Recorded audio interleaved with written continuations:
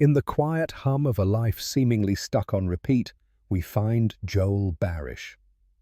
It's Valentine's Day, a day painted in broad strokes of manufactured romance. Yet for Joel, the canvas is grey, washed out. He's adrift in a sea of melancholic routine, the world around him feeling muted, distant. Something vital is missing, a phantom limb of the heart, aching with an absence he can't quite name. Standing on a bleak Long Island Railroad platform, heading towards a job he tolerates rather than loves, an inexplicable impulse takes hold. Montauk. The name whispers through his mind, a siren song pulling him off course. He ditches work, crosses the platform, and catches the train heading east towards the wind-swept, desolate beaches of the off-season coast. He doesn't know why. It feels less like a decision and more like a reflex, an unconscious gravitational pull towards an unknown shore. The beach at Montauk is vast, cold, and empty, mirroring the landscape of his own soul. And it's there, amidst the sand and the skeletal remains of summer, that he sees her. A splash of defiance against the monochrome backdrop. Clementine Kruczynski. Her hair is a vibrant blue, a stark contrast to the pale sky, her energy a whirlwind that seems utterly out of place, yet somehow perfectly anchored to this specific moment, this specific beach. Their meeting feels hesitant, awkward, yet charged with an undercurrent of familiarity. She approaches him, drawn by his solitude, perhaps. They talk. It's fragmented, tentative, like piecing together a conversation from scattered notes. She's impulsive, brutally honest, a whirlwind of moods and contradictions.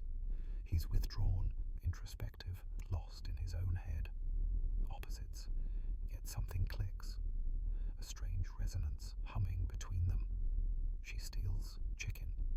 He sketches in his notebook. There's an odd sense of déjà vu, a feeling that they've played this scene before, spoken these lines, felt this nascent connection bloom in the biting sea air. Later that night, she calls him, guiding him to meet her on the frozen expanse of the Charles River.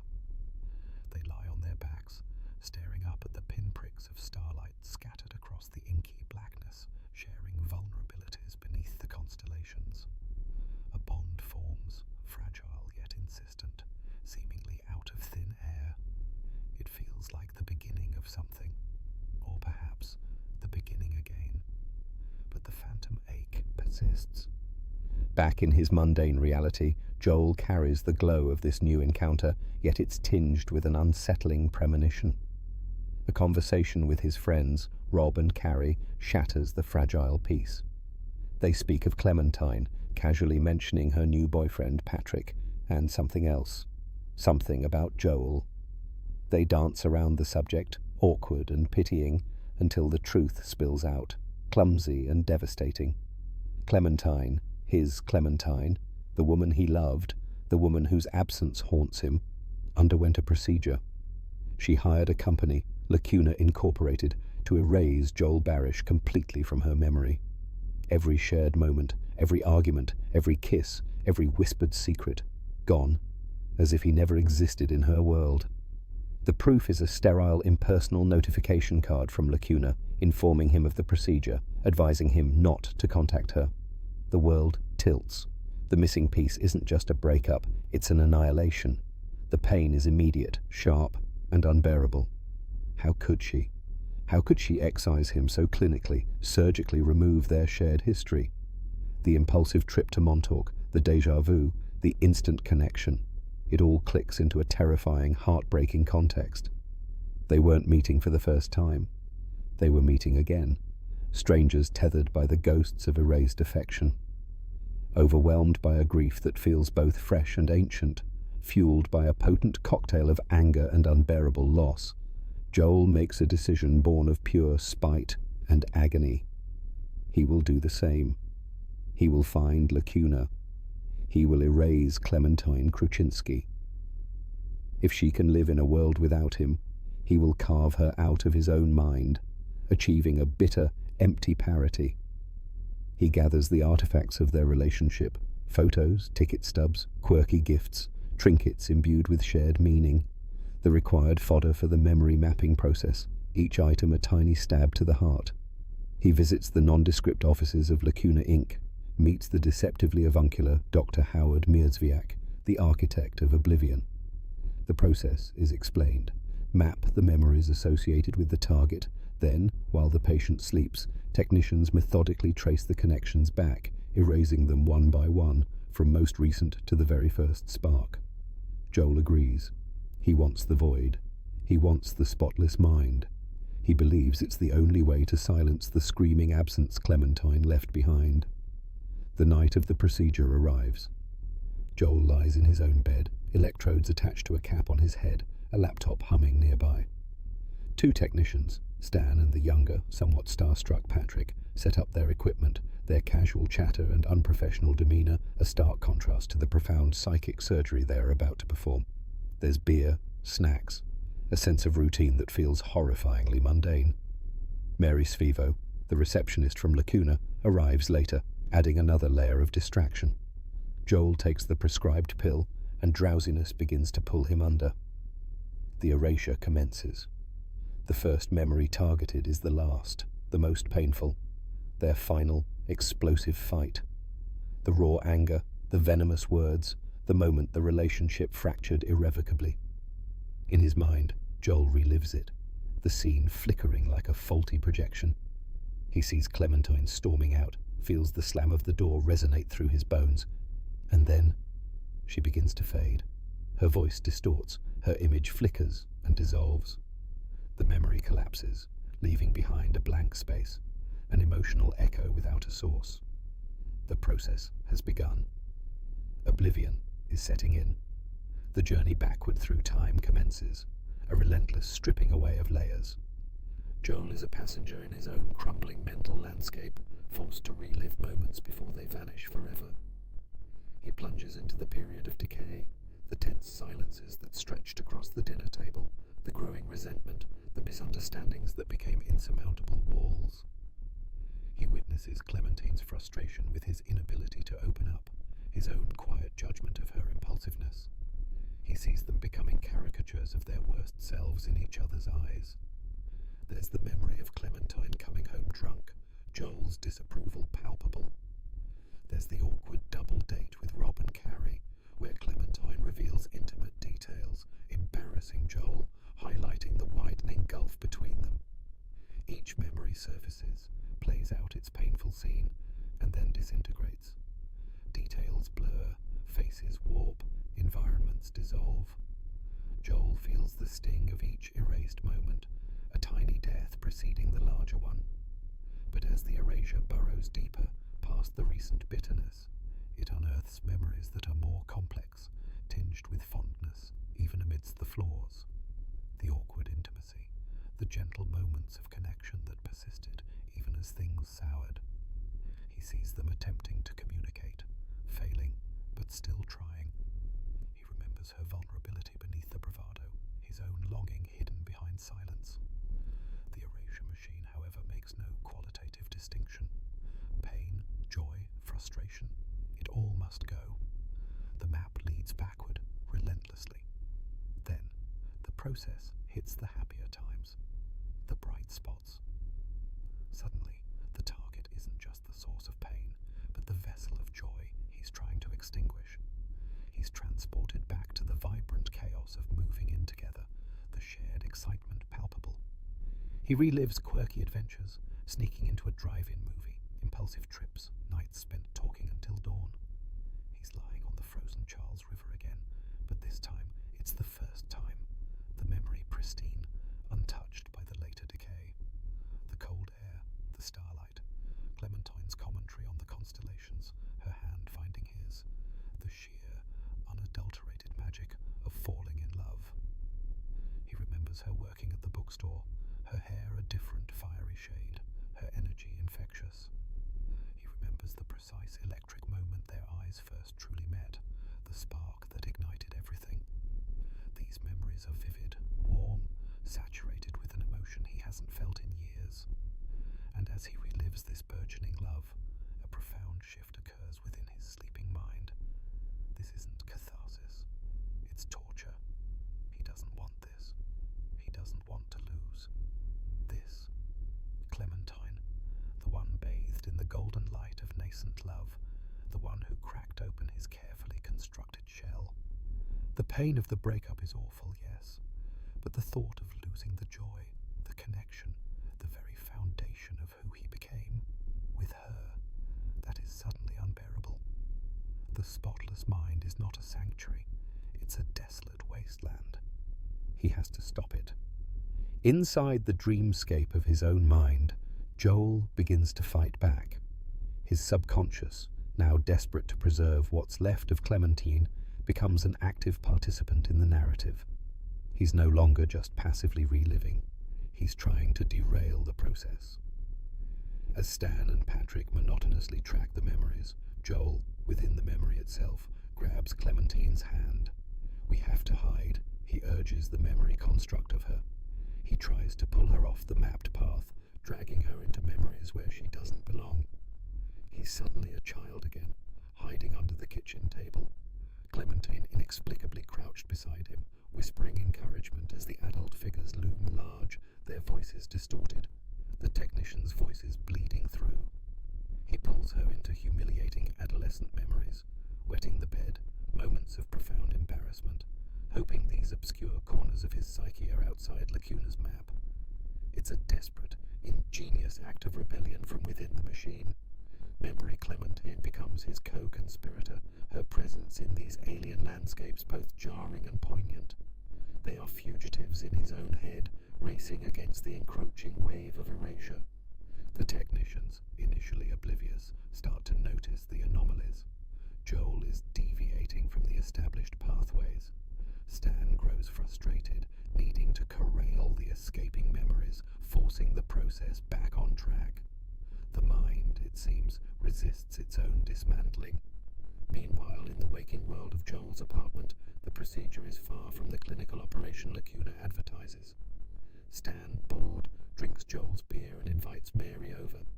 Their interactions are casual, bordering on reckless, unprofessionalism, reigning supreme. Patrick, the younger technician, reveals his own transgression. Smitten with Clementine during her erasure procedure, he has been systematically stealing Joel's romantic gestures, lines, and shared intimate moments, gleaned from Joel's memories, to woo the now memory-wiped Clementine in the present. He uses Joel's words, takes her to their special places, reenacts their private jokes. He gifts her the necklace Joel once gave her. It's a violation piled upon violation, a cheap imitation built on stolen intimacy, explaining Clementine's recent flicker of recognition towards Joel. She's being fed echoes of him through Patrick. The most significant distraction, however, involves Mary. As she flirts with the oblivious Dr. Mierzwiak, who arrives to check on the procedure's complications, she impulsively kisses him. Stan reveals the truth. Mary and Dr. Mierzwiak had an affair years ago, and when it ended badly, Mary underwent the Lacuna procedure herself to erase him. She is living proof of the potential consequences, trapped in a cycle of forgetting and repeating, her attraction resurfacing despite the erasure. Discovering her own patient file and listening to her tape, detailing her heartbreak and reasons for wanting to forget Howard, devastates her. The illusion shatters. Her reverence for Lacuna and its promise of peace turns to horror. This realization fuels her own act of rebellion, one that will ripple outwards and change everything. Back within Joel's mind, the chase continues. He understands the erasure process is targeting memories linked directly to Clementine. His strategy evolves. Hide her in a memory so profoundly not about her that the technicians won't find the link. A memory of pure shame. He drags memory Clementine into the raw, mortifying childhood memory of being forced to kill a wounded bird with a hammer by bullies. It's a dark, visceral place, steeped in trauma. "Is there anything I can say in this memory that will make you permanently mine?" asks memory Clementine, her form flickering, aware of the impending deletion. Joel knows it's futile. Even hidden here, the core connection is being tracked. The technicians are closing in. The environment starts to crumble more aggressively. Faces blur beyond recognition, objects vanish, walls dissolve into static. The process is relentless, pulling them towards the origin point, the very first memory of Clementine, the root of the mapped network. He tries to wake himself up, screaming from within the dream, but he's trapped, locked in his own head as the deletion wave surges forward. They arrive at the last bastion, the memory of their true first meeting. Not the awkward encounter on the train after the erasure, but the original first meeting. A beach party in Montauk. Joel, shy and uncomfortable. Clementine, vibrant and approaching him. This is the nucleus, the seed from which their entire relationship grew. But even this precious moment is under siege. The beach house around them begins to disintegrate, planks falling away, the ocean roaring closer, threatening to engulf them. Time is running out. Memory Clementine, understanding the inevitable, turns to Joel. There's no more running.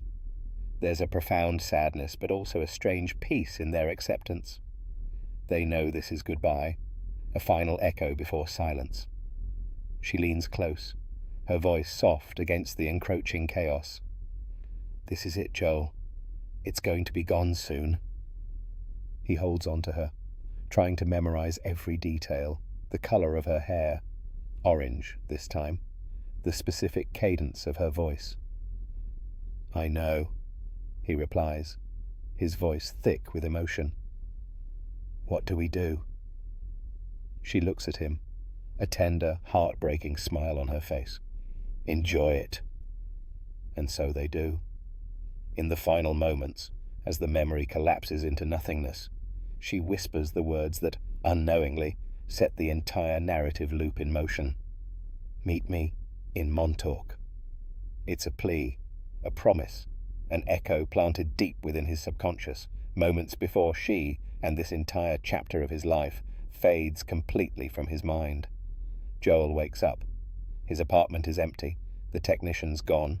His head aches slightly, and there's a profound sense of disorientation, a gaping void where something significant used to be. He feels blank.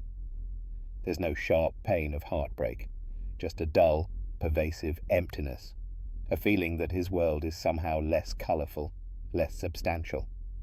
He goes to work, the Valentine's Day he'd initially skipped. He feels an unidentifiable urge to leave, a strange pull towards the coast. Montauk. The name surfaces again, not as a conscious thought, but as an instinct. He gets off the train early, walks through the familiar streets towards his car, damaged from a recent incident he vaguely recalls as vandalism, but feels strangely disconnected from. He drives. He doesn't know why he's going back to Montauk, but the compulsion is undeniable. History, it seems, is already beginning to rhyme. Clementine, too, wakes up changed. Her life post-erasure is marked by the same sense of inexplicable longing. Patrick tries to fill the void, showering her with affection built on Joel's stolen memories, but something feels off. She feels drawn to Montauk, compelled by an echo she can't place. Their erased connection pulses beneath the surface, an invisible thread pulling them back towards each other, back towards the desolate beach where forgotten beginnings wait. The catalyst for revelation arrives in the mail.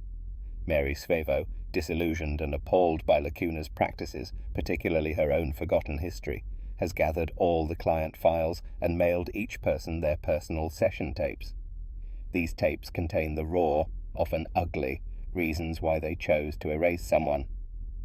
Joel receives his package. Clementine receives hers.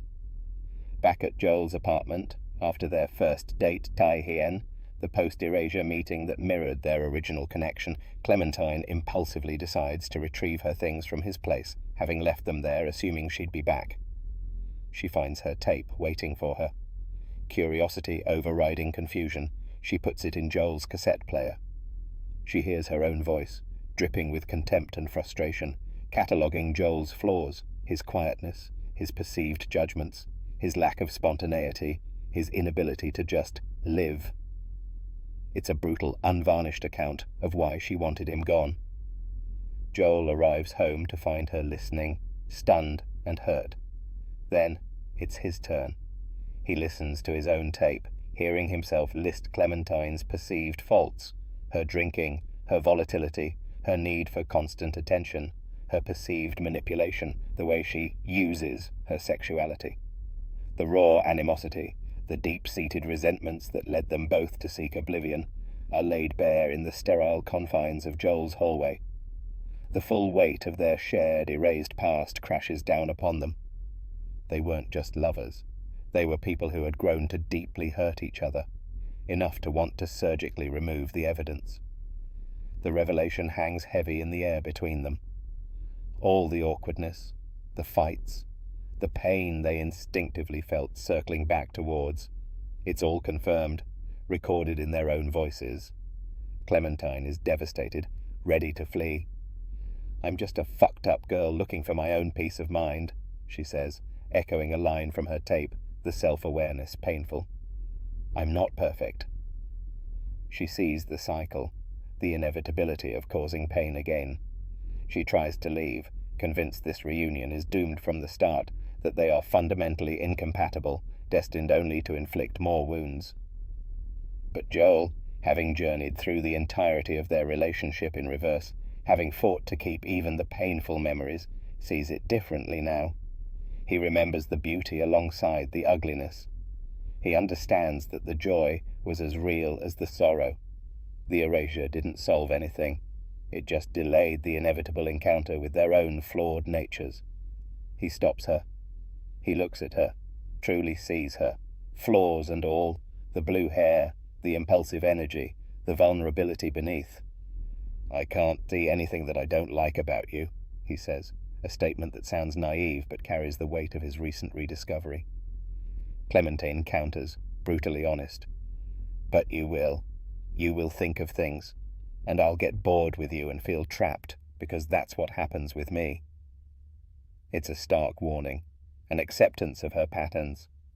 Joel pauses, absorbs it, the weight of potential future heartbreak settling upon him. He doesn't offer false promises or deny the possibility of pain. He simply accepts it. He accepts her, and he accepts the risk. His response is quiet, profound in its simplicity. "Okay." Clementine stares at him, searching his face. The anger and defensiveness drain away, replaced by a hesitant vulnerability. The word hangs between them, an acknowledgement of the difficulties, the near certainty of future struggles, but also an agreement to try anyway. She mirrors his acceptance, a silent beat passing between them before she echoes him, softly, tentatively. "Okay." It's not a guarantee of happiness, not a promise of forever. It's a choice, a conscious decision to embrace the mess, the imperfections, the whole complicated tapestry of a relationship, rather than retreat into the false promise of a spotless mind. They choose connection, with all its inherent risks, over the sterile safety of forgetting. And so, we leave Joel and Clementine, not necessarily at a happy ending, but at a real one. They stand on the precipice of repeating their history, armed now with the painful knowledge of where it might lead, yet choosing to step forward together anyway. The final shots show them running playfully on the beach at Montauk, again and again, caught in a loop that feels both fateful and chosen. The film doesn't seek to condemn memory erasure outright, but rather to explore the intricate, essential role our experiences, both joyful and painful, play in shaping who we are. To erase the pain is also to erase the lessons learned, the growth achieved, the moments of profound connection that make life worth navigating.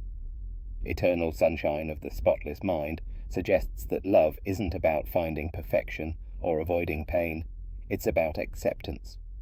Accepting ourselves, accepting our partners, and accepting that the richness of life lies not in selective memory, but in the full, messy, heartbreaking, and ultimately beautiful spectrum of human experience. The attempt to sanitize our pasts, to create a spotless mind, ultimately leads not to peace, but to a hollow echo, a life devoid of the very textures that give it meaning. Joel and Clementine's hesitant "okay" is perhaps the most hopeful message of all. an acknowledgement that even with the knowledge of inevitable flaws and potential failure, the chance to connect, to love, to simply be with someone is worth the risk. It's the choice to embrace the glorious, chaotic, unforgettable imperfection of it all.